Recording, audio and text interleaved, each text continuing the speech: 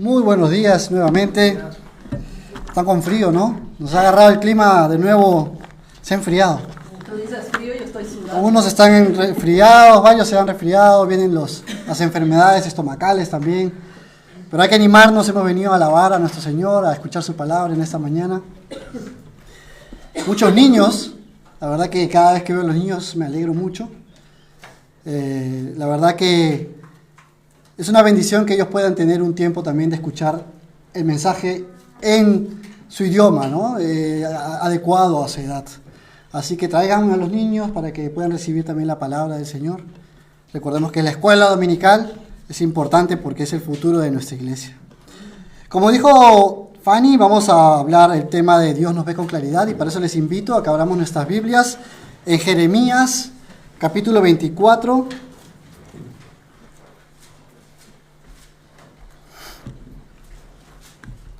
La semana pasada el pastor hizo una brevísima introducción, ¿verdad? Y habló mucho sobre el Antiguo Testamento, cuando el pueblo de Israel cayó prisionero del Imperio de Babilonia. Entonces, estuve pensando y estudiando mucho sobre esos acontecimientos. La verdad que es muy interesante la Biblia, cómo lo relata en diferentes libros de la Biblia. Cómo el pueblo de Israel cayó en esta esclavitud, cómo lo sacaron de su tierra, y sobre todo ese cautiverio por diferentes naciones, no solamente por Babilonia. Vamos a hablar en esta mañana un poco sobre el profeta Jeremías. Tengo ahí vamos a poner a Jeremías. Él fue un profeta que empezó su ministerio desde el año 13 del rey Josías. ¿Se acuerdan del rey Josías, verdad? Fue el rey que ya hizo la reforma, que encontró todos los papiros y todo lo que estaba escrito en la ley, hizo la reforma, ¿verdad? Entonces, a partir del año 13 del rey Josías empezó Jeremías su ministerio, y después Jeremías duró hasta la caída de Jerusalén. Y duró aproximadamente 50 años. Jeremías le habló a varios reyes, no solamente a Josías. Jeremías le habló a Josías, a Joacás, a Joacim, a Joaquín y a Sedequías. Se la pasó hablándole a todos estos reyes. ¿Pero qué les decía? Les decía las palabras que venían de Dios, ¿verdad? Él le hablaba directamente la palabra de Dios. Él les decía que se arrepientan de sus pecados, arrepiéntanse, vuelvan al Señor, y no volvían al Señor. Luego de que los conquistaron, cuando ya se veía la amenaza de Babilonia, ya se había llevado a algunos, ¿verdad? Se había llevado ya a Joacim, ya se lo había llevado, y le dice a Sedequías, por favor, sométanse. Ya, como se dice en Perú, ya perdimos, ¿no? Ya fue, ya déjenlo porque ya está. Y aún así seguían en la terquedad. ¿Cómo es que sabía y decía todas estas cosas Jeremías? ¿Cómo es que a él se le ocurría de repente, ¿no?, decirle a la gente? Él asumió el rol porque tenía barba blanca y bastón y dijo, bueno, yo me veo sabio, voy a ir a hablarle al pueblo. No, él era un escogido por Dios. Él decía y daba la palabra de Dios.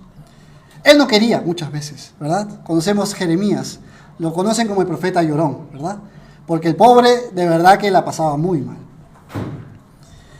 Era un profeta del Señor, la palabra de Dios venía a él y él tenía ese conocimiento de primera mano. Lo que Dios le decía, él lo decía. No era que, me dijo el primo del hermano, del sobrino, de tal. No, Dios mismo le hablaba y él mismo lo decía. Y dentro de muchas de las cosas que dice Jeremías, o que el Señor le dijo a Jeremías, una de ellas la vamos a encontrar en el libro de Jeremías, en el capítulo 24. Ya estamos ahí, ¿verdad? Dice, la señal de los higos buenos y los higos malos. Después de haber transportado Nabucodonosor, rey de Babilonia, a Jeconías, hijo de Joacim, rey de Judá, a los príncipes de Judá y los artesanos y herreros de Jerusalén, y haberlos llevado a Babilonia, me mostró Jehová 2 cestas de higos puestas delante del templo de Jehová. Una cesta tenía higos muy buenos, como brevas, y la otra cesta tenía higos muy malos, que de malos no se podían comer. Y me dijo Jehová, resaltando, y me dijo Jehová, ¿qué ves tú, Jeremías? Y dije, higos buenos, y malos, muy malos, que de malos no se pueden comer. Y vino a mí palabra de Jehová diciendo, así ha dicho Jehová, Dios de Israel, como a estos higos buenos, así miraré a los transportados de Judá, a los cuales eché de este lugar, a la tierra de los caldeos para bien. Porque pondré mis ojos sobre ellos para bien, y los volveré a esta tierra, y los edificaré, y no los destruiré. Los plantaré, y no los arrancaré, y les daré corazón, para que me conozcan que yo soy Jehová, y me serán por pueblo, y yo les seré a ellos por Dios, porque se volverán a mí de todo su corazón. Y como los higos malos, que de malos no se pueden comer, así ha dicho Jehová, pondré a Sedequías, rey de Judá, a sus príncipes y al resto de Jerusalén que quedó en esta tierra, y a los que moran en la tierra de Egipto. Y los daré por escarnio y por mal a todos los reinos de la tierra, por infamia, por ejemplo, por refrán y por maldición a todos los lugares a donde yo los arroje. Y enviaré sobre ellos espada, hambre y pestilencia, hasta que sean exterminados de la tierra que les di a ellos y a sus padres. Tremendo, ¿no? Durísimo. ¿Se imaginan a Jeremías teniendo que ir a decirle esto a los reyes o al pueblo? ¿Con qué ojo lo mirarían, no? Pero vamos a entrar en el primer punto. Un punto clave. Porque el primer punto es cómo nosotros, cómo las personas vemos las cosas. ¿Cómo vemos las cosas? Porque la pregunta que le hace Dios a Jeremías es, ¿qué ves tú, Jeremías? ¿Por qué le pregunta eso? Empieza diciendo, ¿qué ves tú, Jeremías? ¿Qué otra cosa podría haber? Por ahí escuché que lo primero que dijo fue higos. Claro, obviamente. Jeremías no hubiera podido decir otra cosa, ¿no? No hubiera dicho, veo manzanas, no veo plátanos, quizás por dar la contra, ¿no? Pero era evidente. Dios le mostró algo tan claro que tuvo que usar un ejemplo tan claro para él de higos buenos, muy buenos, e higos malos, muy malos.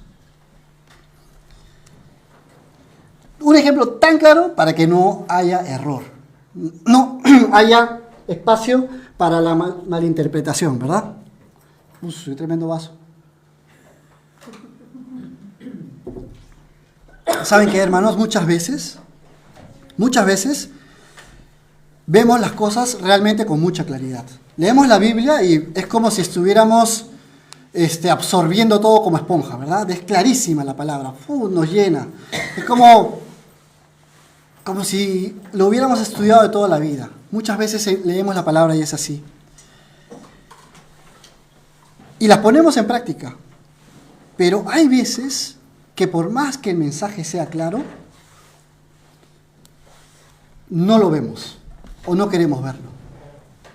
No sé si les ha pasado. A mí me pasa mucho. O quizás de repente en casa, en el hogar, con la pareja o con los hijos, ¿no? O los hijos con los padres, dan una orden tan clara, pero como no queremos, como no nos conviene, tenemos que cambiarla, ¿no? No te escuché completamente, ¿verdad? No sabía que te referías a eso. Porque no nos conviene. Realmente preferimos racionalizar las cosas. Es como un mecanismo de defensa que tenemos los seres humanos para sentirnos bien con las decisiones que tomamos o con las decisiones que toman otras personas, porque no necesariamente siempre es con nosotros. De repente, un amigo mío que yo lo aprecio mucho, sé que está yendo por un mal camino, ya le hemos dicho las cosas, pero como es mi amigo, trato de justificarlo, ¿no? Y decir, mira, ya está bien, justificar las cosas para no caer en desagrado, ¿verdad?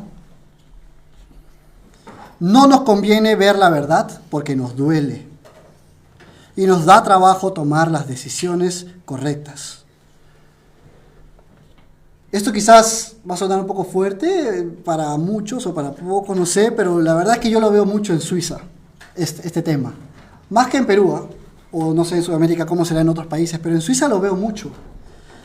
Porque es de orgullo para los suizos, es algo muy nacionalista para los suizos decir que son neutrales, ¿no? La neutralidad suiza. Llamarse un país neutral es un motivo de orgullo. Y por ese motivo de neutralidad muchas veces, no digo siempre, pero muchas veces no pueden decidir ni lo bueno ni lo malo, porque tienen que ser neutrales, ¿verdad? No deciden si es bueno o es malo. Bueno, para todos igual. Oye, pero lo que ellos están haciendo es mal. Sí, pero como ustedes pueden hacer esto, para ellos también. Neutralidad.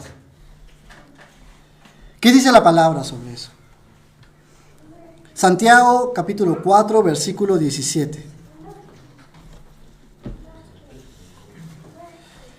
Y al que sabe hacer lo bueno y no lo hace, le es pecado. Eso es clarísimo, eso lo conocemos, ¿verdad? Que sabe hacer lo bueno y no lo hace, le es pecado. Apocalipsis 3:15. Yo conozco tus... Este también es fuerte y lo conocemos. Yo conozco tus obras, que ni eres frío ni caliente. Ojalá fueses frío o caliente, pero cuando eres tibio y no frío ni caliente, te vomitaré de mi boca.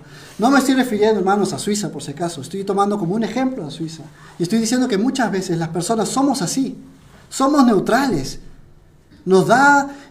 Preferimos no meternos en problemas. Preferimos no decir las cosas. Preferimos no hacer las cosas. Porque no nos conviene en ese momento.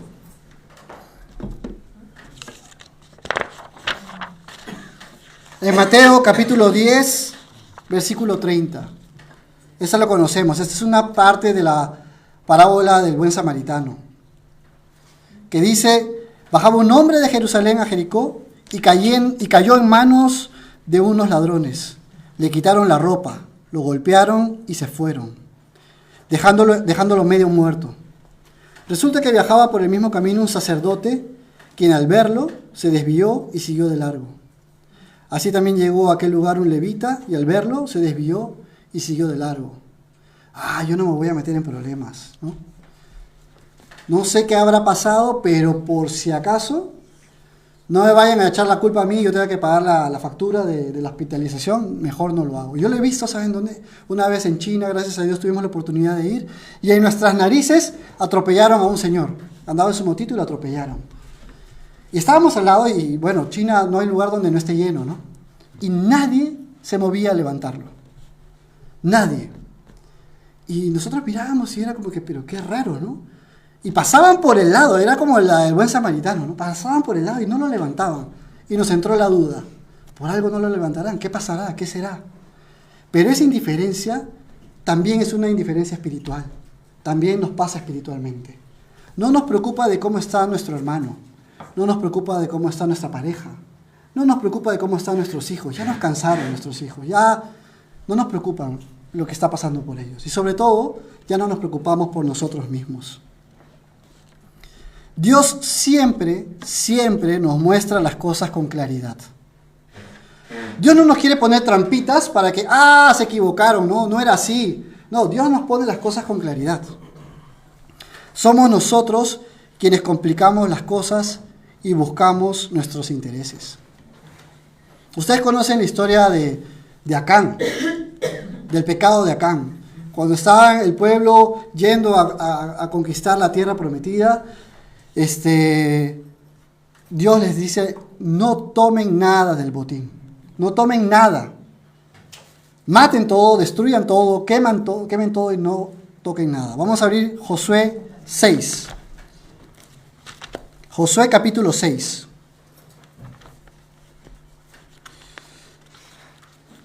Josué capítulo 6, versículo 18.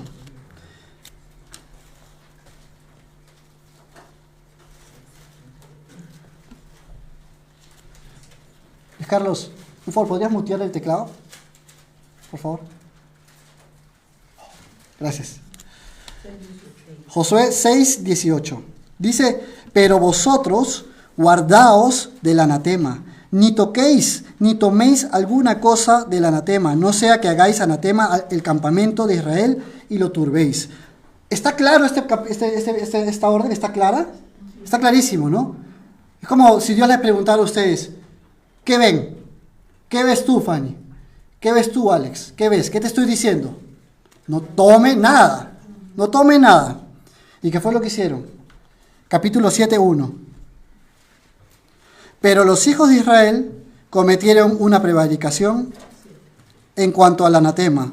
Porque Acán, hijo de Carmí, hijo de Sabdí, hijo de Sera, de la tribu de Judá, tomó del anatema y la ira de Jehová se encendió contra los hijos de Israel. ¿Había algo que no era claro en eso? No, era claro. No tomen nada. Y lo tomó. El pecado de Saúl. Otra buenísima. Primera de Samuel 15, del 20 al 21. Primera de Samuel, capítulo 15, versículos del 20 al 21.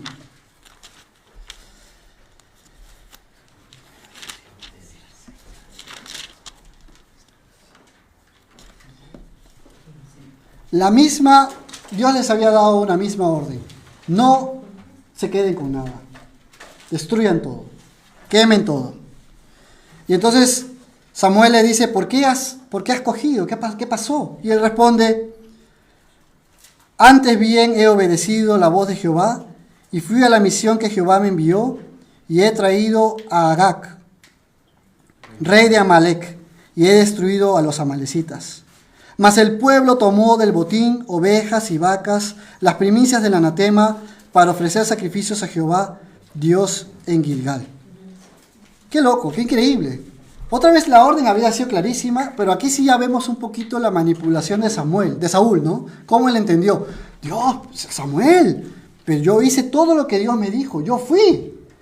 Yo lo vencí y acá está, acá lo traje. Pero el pueblo, pues ya el pueblo quiso coger, ¿no? ¿Yo qué voy a hacer? El pueblo quiso tomar y bueno, y eso lo libró, ¿no? A partir de ahí Saúl es descartado. A diferencia de estos ejemplos, podemos ver que Jeremías dijo lo que realmente veía. Podemos decir, bueno, qué fácil, ¿no? Le puso higos, ¿no? Higos buenos, muy buenos, higos malos, muy malos. Pero él ya estaba sensible a la voz de Dios. Él siempre estaba dispuesto a escuchar lo que Dios tenía que decirle.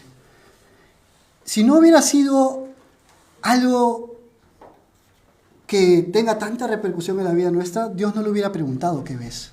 Pero Dios le preguntó, ¿qué es lo que tú ves? Y Dios, después de que Él le dice lo que ve, Dios le explica lo que realmente es. Lo único que veía Jeremías eran higos buenos, higos malos. Podríamos decir que Jeremías tenía más motivos en dejar de ver las cosas con claridad y rebelarse con el Señor. Quizás él decía, ya más o menos me imagino lo que Dios quiere decir. Esas son las personas buenas, las personas malas, pero lo voy a cambiar un poquito, ¿no? No, él a pesar de que tenía razones, él dijo lo que veía. En todo su ministerio, Jeremías nunca fue escuchado. Lo metieron en un pozo, lo metieron preso. El pobre Jeremías ya no sabía qué hacer. Podría decirse que su ministerio fue un fracaso realmente.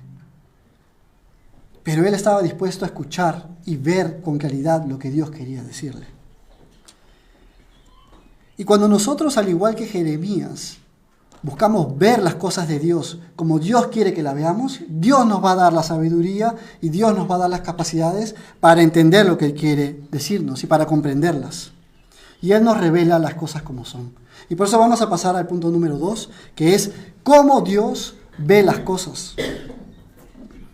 Entonces nosotros las vemos distorsionadas, nosotros las vemos cambiadas, nosotros las vemos dependiendo de nuestras circunstancias, vemos las cosas diferentes. Pero Dios siempre ve las cosas como son. Él no las va a cambiar por su conveniencia. Él, una vez que las dice, así serán. Dios ve las cosas con tanta claridad como si fueran higos buenos y como si fueran higos malos. Así también Dios nos ve a nosotros. Él puede distinguir con tanta facilidad entre cada uno de nosotros. ¿Y saben qué? Es increíble porque nosotros podemos engañarnos a nosotros mismos.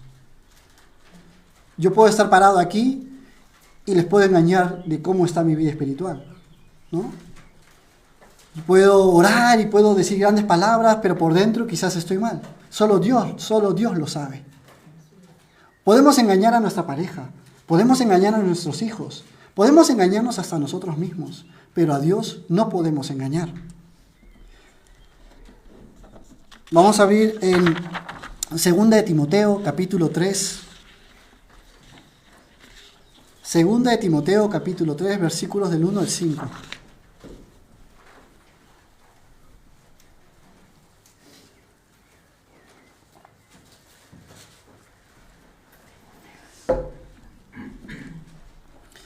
También debes saber esto, que en los postreros días vendrán tiempos peligrosos, porque habrá hombres amadores de sí mismos, ávaros, vanagloriosos, soberbios, blasfemos, desobedientes a los padres, ingratos, impíos, sin afecto natural, implacables, calumniadores, intemperantes, crueles, aborrecedores de lo bueno, traidores, impetuosos, infatuados, amadores de los deleites más que de Dios, que tendrán apariencia de piedad, pero negarán la eficacia de ella. A esto se evita. Tendrán apariencia de piedad, pero van a negar toda piedad. Se ven muy piadositos, se ven muy así, pero por dentro son todo lo que acabamos de leer. Todos esos adjetivos calificativos, como decía mi papá, adjetivos calificativos, despectivos, no sé qué más, todos esos son estas personas. Pero no las vamos a poder distinguir tan fácilmente, porque aparentan ser piadosos. Mateo 23, 27. Mateo capítulo 23, versículos del 27 al 28. Estas son palabras fuertes de Jesús que le dice a los escribas y fariseos, ¿verdad? Ay de vosotros, escribas y fariseos hipócritas, porque sois semejantes a sepulcros blanqueados, que por fuera, a la verdad, se muestran hermosos, mas por dentro están llenos de huesos de muertos y de toda inmundicia.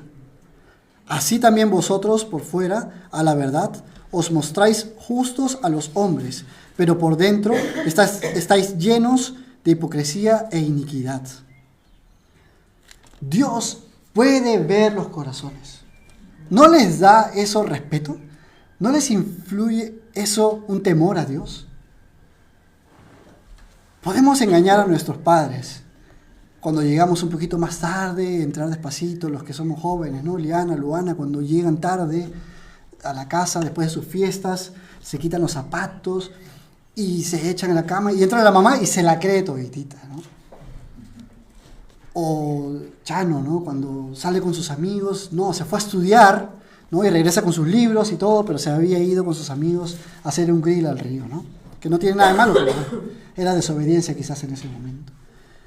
Podemos burlar a nuestras familias, a nuestros padres, pero Dios no puede ser burlado.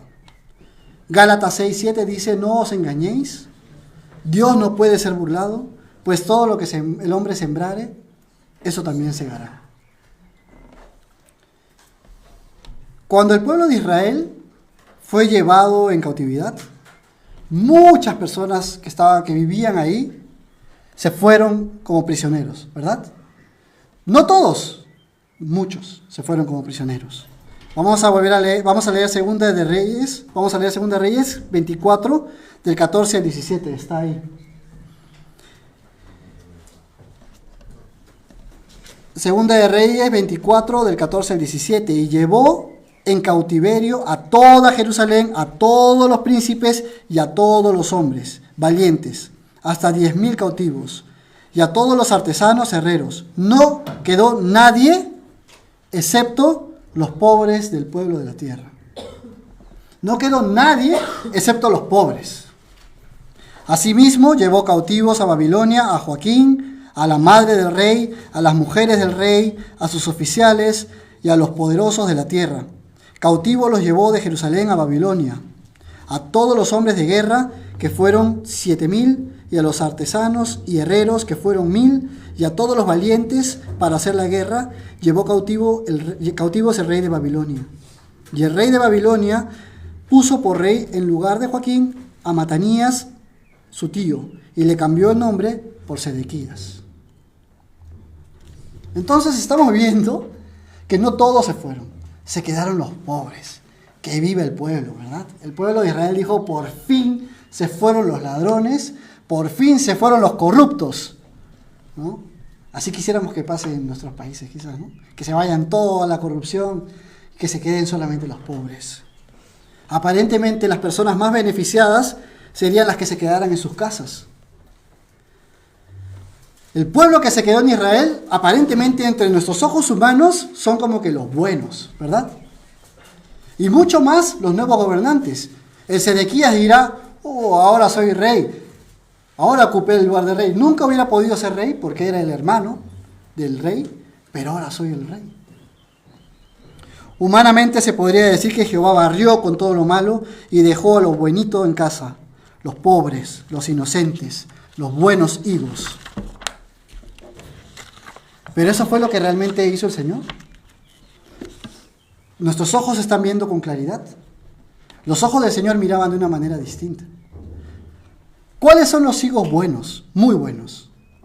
¿Qué fue lo que realmente vio el Señor? ¿No? Los higos buenos, muy buenos. En el capítulo 4, versículo 4 de 24 de Jeremías dice, y vino a mí palabra de Jehová diciendo, así ha dicho Jehová Dios de Israel, como a estos higos buenos, así miraré a los transportados de Judá, a los que se fueron de Judá, a los que se fueron cautivos, ellos son los higos buenos, a los cuales eché de esta tierra, a los cuales eché de este lugar a la tierra de los caldeos para bien, porque pondré mis ojos sobre ellos para bien, y los volveré a esta tierra, y los edificaré, y no los destruiré, los plantaré, y no los arrancaré, y les daré corazón para que me conozcan que yo soy Jehová, y me serán por pueblo, y yo les seré a ellos por Dios, porque se volverán a mí de todo su corazón. ¿Se hubieran imaginado esto? O sea, yo cuando leía esto, para mí era como que, bueno, ya los que se quedan, obviamente son los buenos porque esa tierra era la que Dios le había prometido a su pueblo. ¿Era realmente la tierra? ¿Era realmente el pueblo que se quedaba en la tierra? ¿O era el pueblo que Dios había escogido?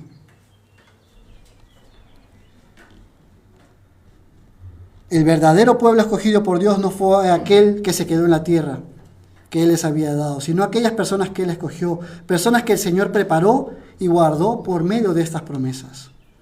Hermanos, no se trata de sus méritos, no se trata de qué personalidad tengan, no se trata de los conocimientos que tengan.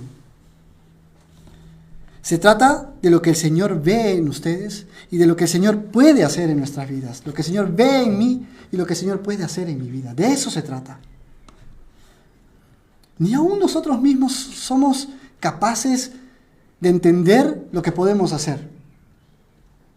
Ayer salía con Bean con la bicicleta y él anda recuperándose del hombro, íbamos despacito y decíamos, a veces nos imaginábamos que podíamos montar mejor, ¿no? Hacer más cosas, hacer saltos más altos, ¿no? Cuando nos compramos la bicicleta pensábamos que íbamos a volar con las bicicletas y después nos dimos cuenta que nuestra mente de casi cuarentones, yo y él ya pasó, nos bloqueaba, la mente nos bloqueaba y no nos permitía hacer lo que pensábamos que podíamos hacer.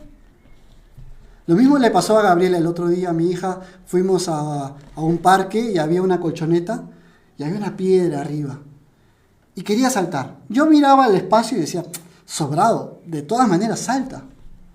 No hay duda que lo va a lograr, pero ella tenía miedo, pero quería hacerlo, pero tenía miedo. Y entonces corría y se frenaba y tenía que agarrarla porque al frenar casi se caía. Y después, otra vez, ¿quieres hacerlo? Sí, con la mano, saltá. Otra vez con la mano. Al final, terminaba saltando y dando un volantín. Al final logró hacerlo saltando y dando un volantín. Y quería ir ya a la otra piedra. No sabía de lo que era capaz. Tuve que ayudarla y reforzarle. Tú puedes, lo puedes lograr. Dios nos ve así. Dios sabe exactamente de lo que son capaces cada uno de ustedes. Dios los conoce más de lo que ustedes se conocen ustedes mismos. No se trata de cómo son ahora, sino de lo que Dios ve en ustedes. Porque si fuera que si Dios nos escogiera como nosotros escogemos, Dios no hubiera escogido a un David, por ejemplo. Porque ¿quién de nosotros hubiera escogido a David como rey de Israel? Yo no. ¿A un pastor de ovejas? ¿El menor de sus hermanos? No. Ni siquiera me hubiera enterado que existía un David. ¿Quién me hubiera escogido un Jacob para tener el nombre de Israel? que era un hermano gemelo, pero era el segundo, era el menor. No tenía heredad, pero Dios lo escogió. ¿Quién hubiera escogido a un Pablo? ¿Quién hubiera escogido a un Pablo? Pablo era un asesino. Mataba cristianos, los mataba. ¿Por qué? O sea, ninguno con los ojos humanos podría haber dicho, Pablo, ese Pablo va a ser grande, va a escribir grandes cosas. Nosotros no, pero Dios sí. Dios ve esas cosas. No hubiera escogido pescadores, no hubiera escogido publicanos, no hubiera escogido a una prostituta como Rahab. Pero la escogió. La vio en ella que esa mujer iba a creer en Dios, en Jehová, sin que nadie le haya hablado de Jehová. Simplemente vio las maravillas que hacía el pueblo de Israel y creyó. Dios nos ve con tanta claridad. Y Él es quien hace la obra en nosotros. No somos nosotros, es Él. La palabra de Dios dice en Filipenses capítulo 1, versículos del 3 al 6. Doy gracias a mi Dios siempre que me acuerdo de vosotros. Siempre en todas mis oraciones rogando con gozo por todos vosotros, por vuestra comunión en el Evangelio desde el primer día hasta ahora. Estando persuadido de esto, que el que comenzó en vosotros la buena obra, la perfeccionará hasta el día de Jesucristo. Si Dios ha empezado una obra en ustedes, si Dios ha empezado una obra en mí, Él la va a perfeccionar. Es su promesa. Va a perfeccionarla. La misericordia de Dios es tan grande, porque Él dice, pondré mis ojos sobre ellos, en el versículo 6. Del capítulo 4, pondré mis ojos sobre ellos. ¿Por qué Dios tendría que poner sus ojos sobre alguien? Pero Él dice, pondré mis ojos sobre ellos. Por los que se fueron, por los que se han ido cautivos, en ellos voy a poner mis ojos. Los edificaré, los plantaré, les daré corazón para que me conozcan. Es Él quien hace las cosas. No eran ellos que decidieron hacer las cosas. Cuando vimos el domingo pasado, el pastor habló sobre Daniel y sus amigos. Las cosas que Daniel decía o hacía y sus amigos no eran humanas. Decidir no comer la comida del rey, ¿les parece humano? ¿Ustedes se imaginan lo que es una comida de un rey? Y tener hambre, venir en cautiverio y decir, no, prefiero comer vegetales y legumbres. Te tenían un ceviche, unos picarones, te tenían buena comida, pero no, yo quiero esto. Y después cuando interpreta la mano que escribe, ¿recuerdan? Mene, mene, tekel, uparsi. Cuando le interpreta eso al nuevo rey, el rey le dice, si tú me lo interpretas, te voy a dar unos vestidos y te voy a llenar de joyas y te voy a poner por sobre todo. Y él dice, guárdate todo eso. ¿No? Guárdate, yo no quiero nada. Sigue insistiendo Daniel en eso. ¿Ustedes creen que eso venía solamente de Daniel? Era la promesa que Dios había dicho. Yo voy a poner mi mirada sobre ellos, sobre Daniel, sobre sus amigos. Ellos estaban experimentando lo que Dios había prometido que iba a hacer. Ellos lo estaban viviendo. No se daban cuenta, pero lo estaban viviendo y era natural para ellos. Y nosotros muchas veces tenemos esa naturalidad. Hacemos cosas como que, antes no hubiera hecho esto, ¿por qué ahora reacciono tanto así? ¿Me estaré volviendo tonto? ¿No? ¿Por qué antes hubiera reaccionado en el carro cuando me cierran en la autopista, hubiera acelerado y lo hubiera alcanzado y nos hubiéramos peleado? Pero ahora, ¿por qué no lo hice? ¿Qué está pasando en mí? Dios es el que hace la obra. Dios es el que nos da las buenas obras. Podemos ver cuán misericordioso y bondadoso es el Señor. Él podría haber dejado que todos los hijos sean malos, muy malos, tal como hemos elegido nosotros ser por el pecado. Aún así, podemos volver al Señor, porque por Él y para Él recibimos su mirada sobre nosotros. Vuelvo a repetir, nos mira, nos edifica, nos planta y nos da un corazón capaz de conocerlo y reconocer a Jesucristo como nuestro Señor y Salvador. Si hoy reconocemos eso, es porque Dios nos lo ha permitido. No hay algo de lo que podamos jactarnos. Es por eso que todos los grandes siervos en la Biblia del Señor son conscientes de lo que Él ha hecho en sus vidas. Ellos rogaban para que Dios no les quite la protección, para que Dios no quite su mirada de ellos. Vamos a leer el Salmo 51, 10. El Salmo de David, que dice: crea en mí, oh Dios, un corazón limpio y renueva un espíritu recto dentro de mí. No me eches de delante de ti y no quites de mí tu Santo Espíritu. Vuélveme el gozo de tu salvación y espíritu noble me sustente. David, ¿por qué tendría que haber dicho eso si él ya era buenito, ¿no? Ya era bueno. Era un hombre conforme al corazón de Dios. Él era consciente de que él era como era porque Dios tenía la mirada sobre él. Por eso le ruegan: no me quites la mirada, guárdame, dame un corazón limpio. En el Salmo 71, David vuelve a decir en el 18-19: aún en la vejez y las canas, oh Dios, no me desampares. Tú puedes decir: crecí toda mi vida en la iglesia. Mi papá y mi mamá siempre me trajeron a la iglesia. Yo ahora con 38 años ya nada me mueve. Ya estoy firme. ¿No? David dice: aún en la vejez. Tengo canas, pero Dios, aún viejo, por favor, no me desampares. Hasta que anuncie tu poder a la posteridad y tu potencia a todos los que han de venir, y tu justicia, oh Dios, hasta lo excelso. Él no puede jactarse de nada. Él sabe que cuando Dios se aparte de él, no es nada, no tiene nada. Primera de Timoteo, capítulo 1, versículos del 12 al 14.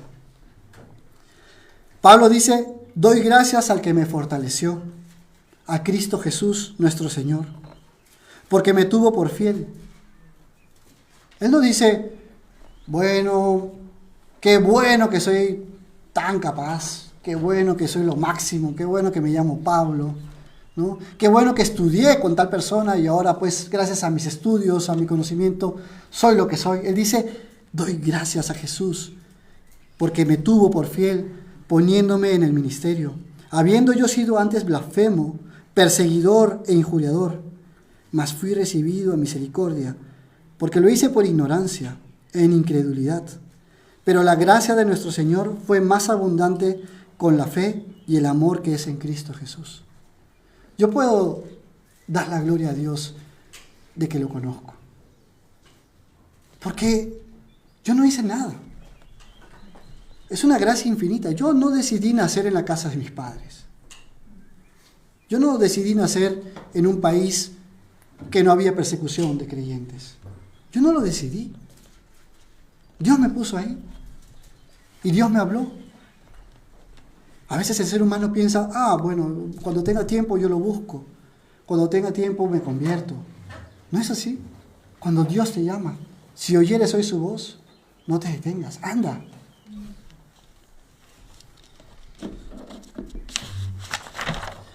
En Mateo 10, 17 al 18 dice: al salir él para seguir su camino, vino uno corriendo e hincando la rodilla delante de él le preguntó: Maestro bueno, ¿qué haré para heredar la vida eterna?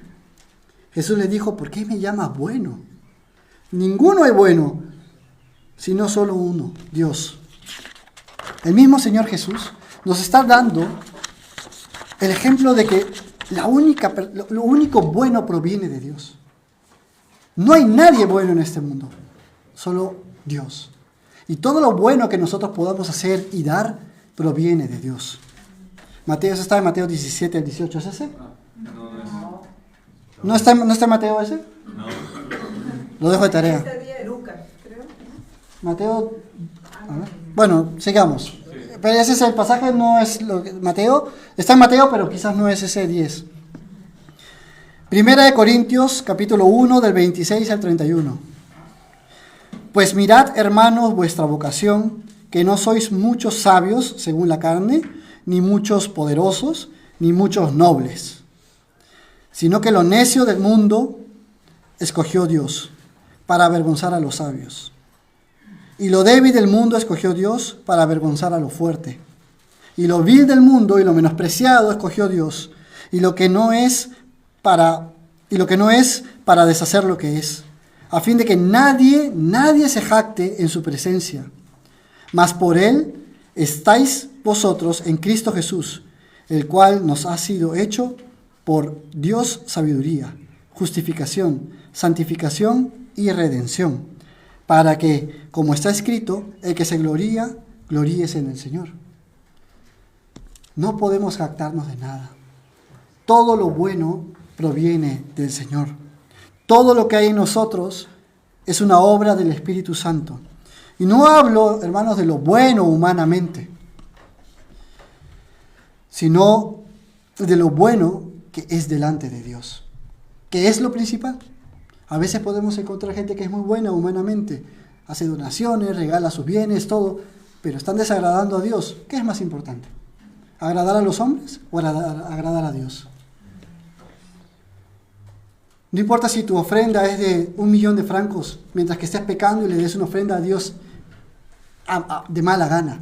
Pero si das un franco y lo das de corazón al Señor, eso vale mucho más para Dios. Y es lo que buscamos aquí. Buscamos agradar a Dios. Las cosas buenas que agradan a Dios vienen de Él, así que la tenemos fácil. Solamente tenemos que someternos para agradarle. Dios es aquel que ve dentro de nosotros, aquel que nos conoce aún más de lo que nosotros nos conocemos a nosotros mismos. Por eso Él va a dirigirnos y llevarnos hacia ese camino que le agrada a Él. Pero también están los higos malos, muy malos. No solamente dice que son malos, sino que son malos, muy malos. Y como los higos malos, que de malos no se pueden comer, así ha dicho Jehová, pondré a Sedequías, rey de Judá, a sus príncipes y al resto de Jerusalén que quedó en esta tierra, y a los que moran en la tierra de Egipto, y los daré por escarnio, y por mal a todos los reinos de la tierra, por infamia, por ejemplo, por refrán, y por maldición a todos los lugares donde yo los arroje. Y enviaré sobre ellos espada, hambre, pestilencia, hasta que sean exterminados de la tierra que les di a ellos y a sus padres. Este tipo de personas, los higos malos, son las personas que no tienen ningún interés en la palabra del Señor. Pueden ser muy buenas personas humanamente, se pueden ver muy generosos, pero no tienen ningún interés en obedecer a Dios. Pero son buenos, pero carecen de todo afecto de la verdad. No estiman la verdad, porque la verdad es el Señor, no les interesa. No se arrepienten delante de Dios. Rechazan la palabra. Viven en necedad. Tienen la mirada distorsionada todo el tiempo. No tienen temor de Dios. Todos estos eran todo el pueblo de Israel. Todos eran así. Aún los que se fueron también eran así. Pero Dios tuvo misericordia con ellos. Con ellos ya no.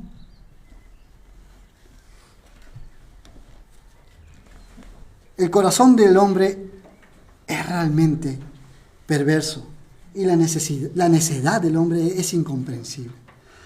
50 años diciéndoles arrepiéntanse, vuelvan al Señor.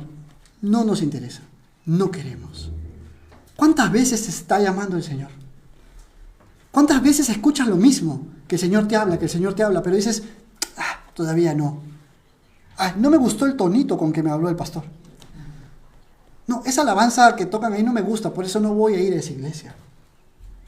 ¿Cuántas veces somos necios? Estamos buscando distorsionar lo que Dios nos dice. ¿Nos vamos a volver higos malos? Quizás. La palabra de Jehová vino en Jeremías capítulo 21 del 1 al 7. Vamos a leerlo rápido porque si no vamos a alargar mucho, pero quiero que vean realmente lo que sucede. La palabra de Jehová vino a Jeremías, porque el rey Sedequías estaba con conflictos con Babilonia y no sabía si ir a la guerra o no. Y le dice a Jeremías, por favor, ¿puedes decirle a Dios, consultarle a ver qué dice? Así de increíble es la necedad del hombre. Miren bien. Dios le habla a Jeremías y va y le dice, cuando el rey Sedequías envió a él, a Pasur, hijo de Malaquías, y al sacerdote Sofonías, hijo de Maasías, para que le dijesen, consulta ahora acerca de nosotros a Jehová, porque Nabucodonosor, rey de Babilonia, hace guerra contra nosotros. Quizá Jehová hará con nosotros según todas sus maravillas, y aquel se irá de sobre nosotros. ¡Qué hipocresía!, ¿verdad? Uy, sí, Dios es maravilloso, seguro va a arrepentirse y nos va a librar. A ver, anda, pregúntale.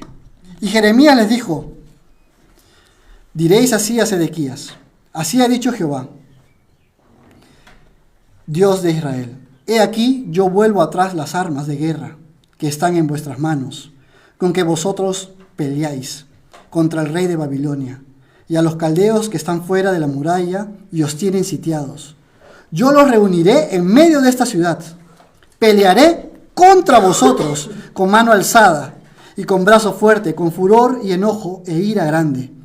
Y heriré a los moradores de esta ciudad, y los hombres y las bestias morirán de pestilencia grande. Después, dice Jehová, entregaré a Sedequías, rey de Judá, a sus criados, al pueblo y a los que queden de la pestilencia, de la espada y del hambre en la ciudad, en manos de Nabucodonosor, rey de Babilonia, en manos de sus enemigos y de los que buscan sus vidas. Y él los herirá a filo de espada. No los perdonará, ni tendrá compasión de ellos, ni tendrá de ellos misericordia. ¡Clarísimo! No vayas a la guerra. No pelees contra Nabucodonosor. Dios te está diciendo todo lo que te va a pasar. Pero necios somos. Todas las palabras escritas en el libro de Jeremías ocurrieron exactamente como el Señor había advertido. Tanto como para los que fueron tomados de su tierra, como para Daniel y sus amigos que se fueron, Nehemías, Esdras, la palabra se cumplió para ellos. Y muchos pudieron dar gloria a Dios, pero así también se cumplió para los que se quedaron en esa tierra y heredaron un poder sin la bendición del Señor. ¿Saben qué pasó con Sedequías? Se fue a la guerra. ¡Ay, el Dios maravilloso! Pero dijo algo que no me conviene. Ahora yo soy el rey, me voy a la guerra. Segunda de Reyes 25:7 dice: degollaron a los hijos de Sedequías en presencia suya, y a Sedequías le sacaron los ojos, y atados con cadenas lo llevaron a Babilonia. ¿Y saben qué? Eso nos pasa día a día, y nosotros nos cuestionamos la voluntad de Dios. ¡Qué malo es Dios! ¿No? Perdón. ¡Qué malo es Dios! Pobrecito Sedequías. ¿Qué culpa tenían sus hijos? Incluso diciendo que no tenemos nosotros opción ante un Dios que nos maneja como títeres, ¿no? A mí me encantan las representaciones griegas de sus dioses, ¿no? Porque generalmente los representan a otras religiones también como dioses soberbios, ¿no? Injustos, que compiten, ¿no? Y son títeres y juegan con la gente, juegan a su antojo con el destino de las personas. Vienen y están con mujeres y tienen semidioses. Esos son los dioses que se imagina la gente. Y ese es el Dios que mucha gente se imagina que es Jehová. Pero Dios no es así. ¿O es así nuestro Señor? La respuesta para mí es claramente no. Es el hombre el que se rebela contra Jehová. Dios siempre nos va a mostrar cuál es su voluntad, cuál es su juicio ante las cosas. Pero somos nosotros los que pretendemos poder cambiar o persuadir al Señor. Creemos que lo que Él determina no es lo correcto, o está equivocado, porque Dios, como ha vivido tantos años, piensa muy antiguo, ¿no? El mundo dice que ahora puede ser lo que ustedes quieran ser, y que eso agrada a Dios. Eso es una mentira. Lo que agrada a Dios es lo que agrada a Dios, y lo que no agrada a Dios es lo que no agrada a Dios. No podemos decir que hay cosas que agradan a Dios cuando no lo son. Pero hay que amarnos. Pero el amor, usamos de pretexto el amor para cambiar lo que realmente Dios nos ha demostrado con claridad. Hay tantas cosas que no le agradan día a día en nuestras vidas. Pero ya, ¿saben qué? No nos importa más. Yo sé las cosas que no le agradan a Dios. Y quizás ustedes puedan ver dentro de ustedes y decir: sí, yo sé que esto no le agrada. Nunca le ha agradado, pero me cuesta quitarlo. No puedo pero no me hace nada malo. Pero sabes en el fondo que no le agrada a Dios. Y vivimos el día a día así. Hemos creado un nuevo Dios a nuestra conveniencia. Porque nuestro nuevo Dios sí tolera que yo viva así. Pero no, Dios sigue siendo el mismo. No le sigue agradando lo que estamos haciendo. El pastor mencionó la semana pasada que la iglesia quiere hacer todo lo que el mundo hace. Es muy cierto. Es muy cierto. Los cristianos quieren copiar todas las cosas del mundo, así como Israel quería tener un rey como el mundo tenía. Debemos clamar a Dios para que el Señor nos renueve, nos limpie y sobre todo abra nuestros ojos de las cosas que verdaderamente lo están insultando y no le agradan. Para terminar, lo que Dios nos va a mostrar, hermanos, siempre es muy claro. Siempre. Y no va a cambiar. Permanece para siempre. La palabra de Dios no va a cambiar. Si la palabra de Dios dice, esto no me agrada, no le va a agradar hasta el fin de los días. Lo que nosotros vemos puede verse afectado por nuestros intereses. Sin embargo, no nos va a librar del juicio de Dios. Si estamos cambiando la palabra de Dios porque nos conviene, vamos a tener un juicio, vamos a tener una consecuencia.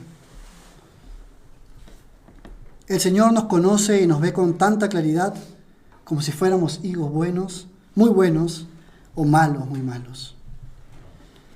¿Ustedes saben a qué cesta pertenecen? Salmo 139, 1:6 dice, oh Jehová, tú me has examinado y conocido. Tú has conocido mi sentarme y mi levantarme. Has entendido desde lejos mis pensamientos. Has escudriñado mi andar y mi reposo. Y todos mis caminos te son conocidos.